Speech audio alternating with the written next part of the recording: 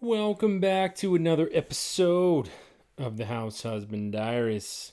Today's episode is a very interesting history of the income tax. I mean, who doesn't get excited about income tax, right? I mean, when you are talking like flipping through, Netflix or flipping down channels and you're like, history of income tax in America. Yeah, totally watching that. I know it's not the most exciting. I know this video isn't going to get the most views. It's not the point. The point of talking about income tax, of talking about national debt, is to talk about something that's worthwhile. It's not clickbait. I'm not trying to, you know, show cleavage. Like it's not sexy. There's none of that is the point of any of this. And so when we talk about the history of income tax in America, it's basically a dorky way of saying, hey, I lean one way, you lean another way, but let's talk about something that matters.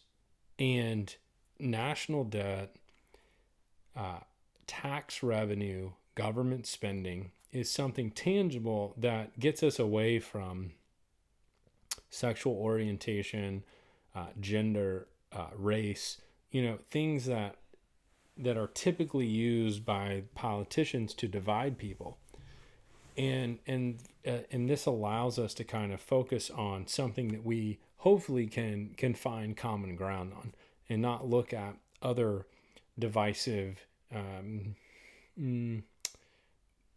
I don't really know what you would call that. Divisive lines or whatever that people want to use to try to to divide Americans. Now, what I will say about the history of income tax is, if you go back in history,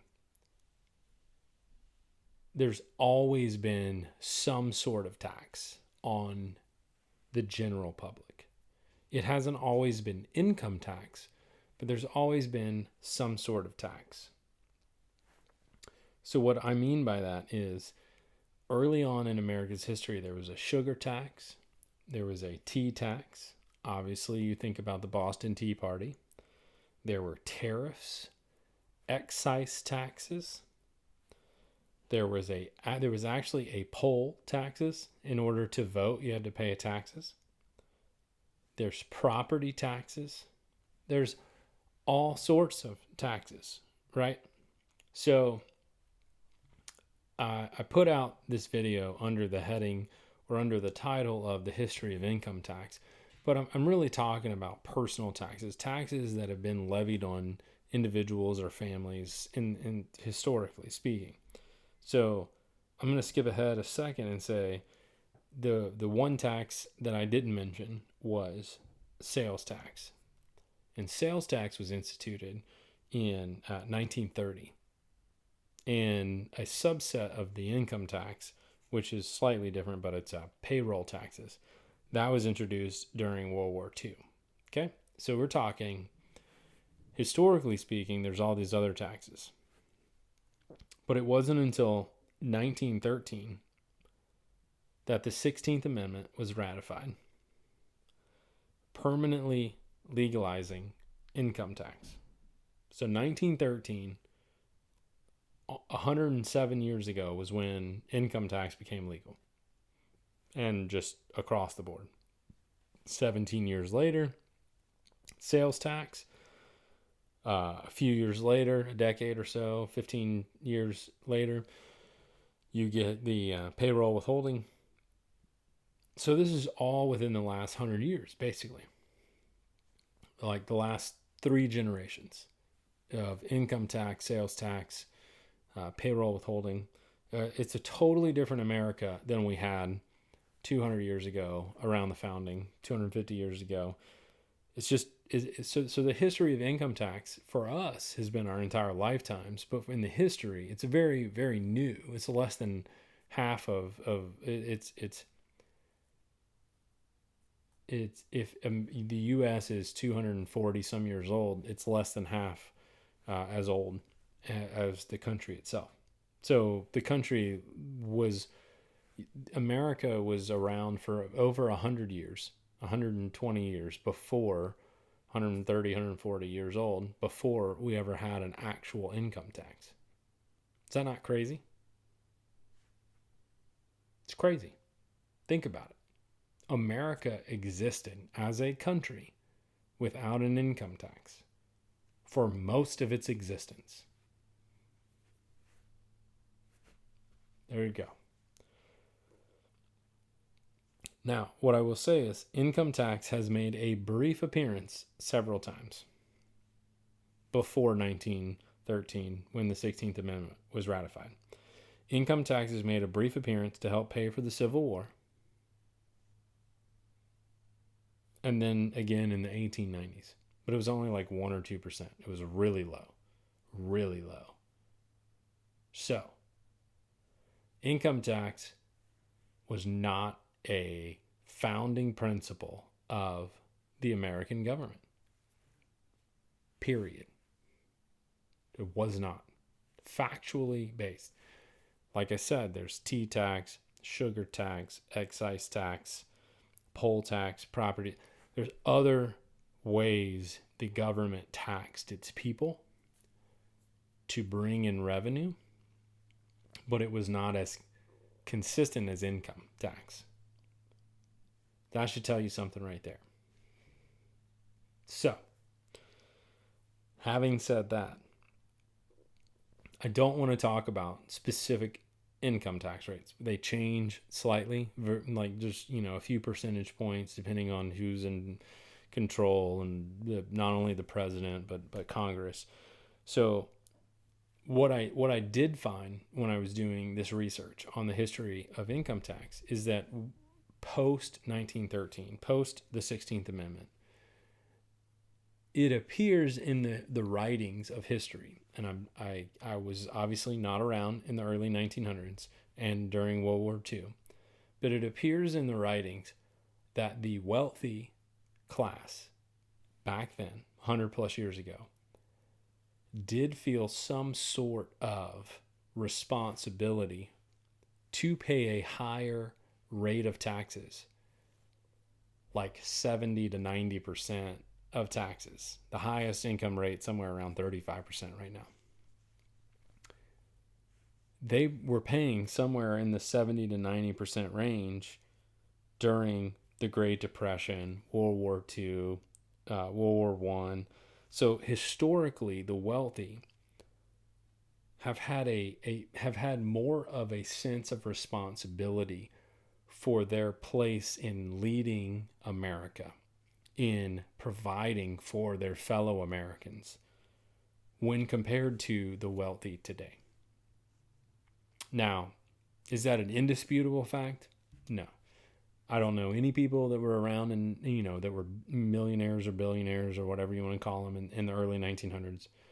But historically speaking, there seems to be some factual basis to a sense of shared responsibility that the wealthy said, hey, we've got additional money, we've made a lot of money, but in times of hardship, it is our responsibility to provide, to help, and to do our fair share. Now, did they get something back? Was there a quid pro quo?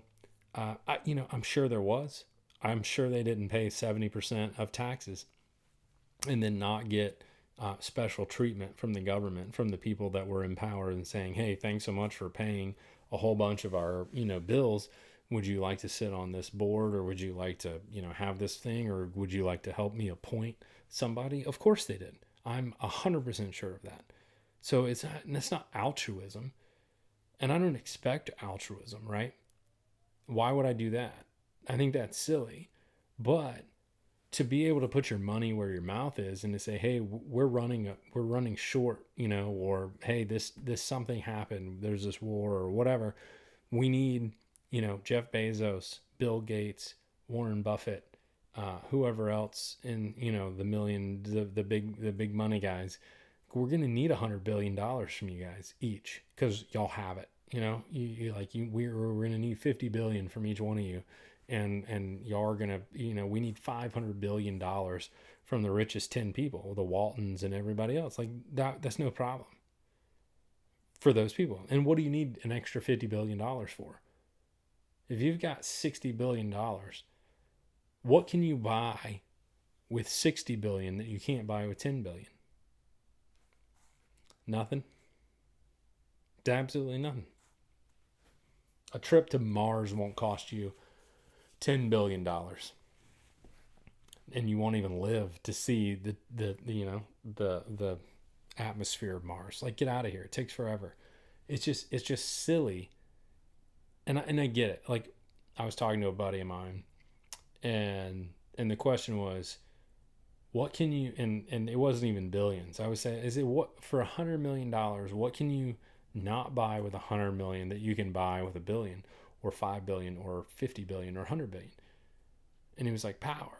And I was like, exactly. It's a different currency.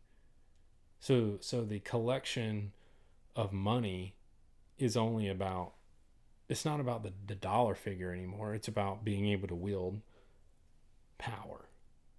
And that's something that most of us don't really think about much, because it doesn't really compute. It's not really part of our daily lives. If we're trying to make enough money to pay bills and, put gas in the car and food on the table, then, we're not dealing in the currency of power. We're dealing in the currency of money and day-to-day, day-to-day purchases.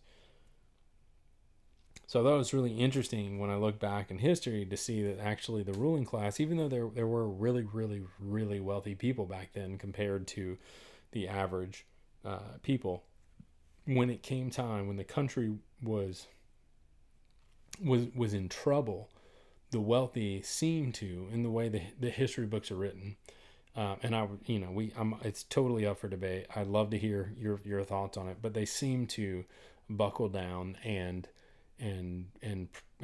provide and go to bat for the country. Yes, they got something in return, but they did put up.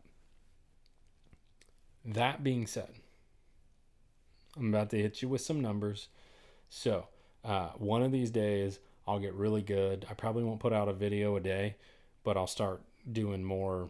Maybe it'll be like a video or two a week, and I'll try to start doing some animation, or have a whiteboard and put some numbers, or do some more editing. But right now I'm just talking. It just is what it is. And one of these days we'll get some guests, and that'll be really fun. But I'm gonna hit you with some numbers. So in a previous video I talked about 46.5%, just under 50% of the population earns less than $30,000 a year. And their tax rate is between 10 and 12%. So, numbers. 157 million earners out there. At 46.5% is 73 million earners. 73 million earners. If they earn an average of $20,000 a year, and they're taxed at an average of 11%, that is $160 billion, give or take. $160 billion of tax revenue. Okay? If you were to cut their tax rate, the lowest half of earners, basically the lowest half of earners in America, if you were to cut their tax rate in half, right, you lose $80 billion. The country budget would lose $80 billion of tax revenue. You know how much $80 billion is when compared to our national budget? Of course you don't. Because you, like me, before I did the math and research in this video, nobody knows. 80 billion sounds like a lot of money. Less than 2% of the federal budget. 80 billion. 4.8 trillion is what Donald Trump put up for the 2021 fiscal year. 4.8 trillion, $80 billion. If you cut the tax rate for the poorest 46.5% of earners in America in half, cut the tax rate in half, you lose less than 2% of the federal budget. Why would you not do that? Now, if you're super right, you'd say, Carter, that's a socialist policy. Can't even believe you're so far left. That's ridiculous. If you're left leaning, you're probably saying, well, that's not enough. You shouldn't even tax them at all. And what I'm here to say is, I'm not here to defend the left or the right. I'm here to put forth a common sense approach to say, we don't need to tax the lowest earners in our country. We don't need that extra $80 billion. We should be able to tighten our belts and cut our government spending by less than 2% and not even miss cutting the taxes on those lowest half people, for half of earners at all. It shouldn't even matter. We should be able to cut $80 billion of superfluous spending in the federal budget, period. I am 100% sure. That's why you hire analysts and you hire people outside of your company to come in and to see where you're misspending money or where you're not efficient. You can find 2% of cuts on any number of companies. I guarantee you, if you hired a group of people to come in, you could find hundreds of billions of dollars of misspent money. So when we talk about tax rates and we talk about taxes, it's not just about raising a tax rate on the rich. It's closing loopholes on taxes. It's saying, wait a minute, like, is income tax even the right place to tax people? What's the heart behind trying to tax? Should we even try to increase taxes to increase our government revenue, or should the focus be on, wait a minute, our government is spending too much money. Maybe we should look at where they're spending money, and we should be more concentrated on voting in representatives that are focused on spending less money, that are more responsible with the money that we do pay in taxes. I mean, we've got to start somewhere. And it's way past time that to start this conversation.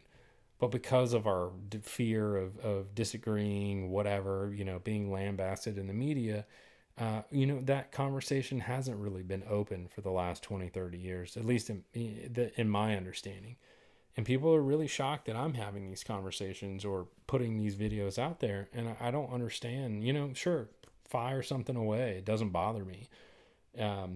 It bothers me a little, but at the same time, I'm working on that because these are really genuine conversations of, I'm not getting good responses or good reasons from actual, politicians in debates or what have you.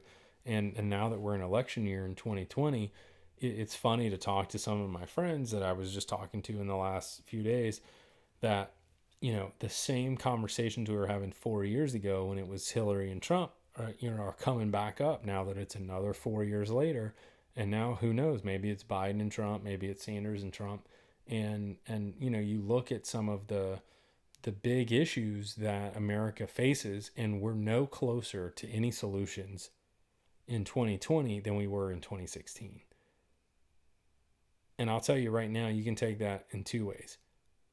That is not an endorsement for Trump because he hasn't done anything on that area. And that is not an endorsement for Obama, who didn't do anything in those areas. So that's neither Republicans nor Democrats are doing their job. So the history of income tax in the U.S. is barely 100 years old. Barely. And the start of it was super low. So we are taxing our people way more than we used to, way more historically than we used to. And we're not providing them with anything tangible. Our career politicians are not doing as good a job as the politicians 150 years ago, because it's play money now. We don't understand hundreds of billions, trillions of dollars. It's too hard when you're talking about earning $30,000 or $40,000 or $50,000 a year and paying light bills and doing that. It's too hard to fathom what 400 billion or 1.2 trillion dollars looks like when you're dealing in tens of thousands of dollars. It's too many zeros. And that's what career politicians are counting on, or they're betting on, that you and I won't be able to sit down and have really productive conversations about meaningful topics. So that's what we're trying to do with the political side of the House Husband Diaries, is just put out there, here's some history, here's some facts. What do you think? Do you agree? Do you disagree? Is this a big problem? Is it not a problem? I think it is. That's why I'm talking about it. If you don't, let me know. As always, thanks so much for watching. If you like the video, like it, subscribe, tell your friends, share it, do whatever. If you don't like it, don't like it. Don't ever come back. I'm kidding. If you don't like it, let me know what you don't like about it. If you think I'm wrong, that's fine. If you just disagree because you're ornery, let me know that you woke up on the wrong side of the bed. That's okay. We all do. And, as always, I hope you have a great day. And who knows what that is? It's a little, can you read that? No, you can't read that. All right. As always, hope you have a great day. Thanks so much for watching this episode of the House Husband Diaries, and I'll talk to you tomorrow.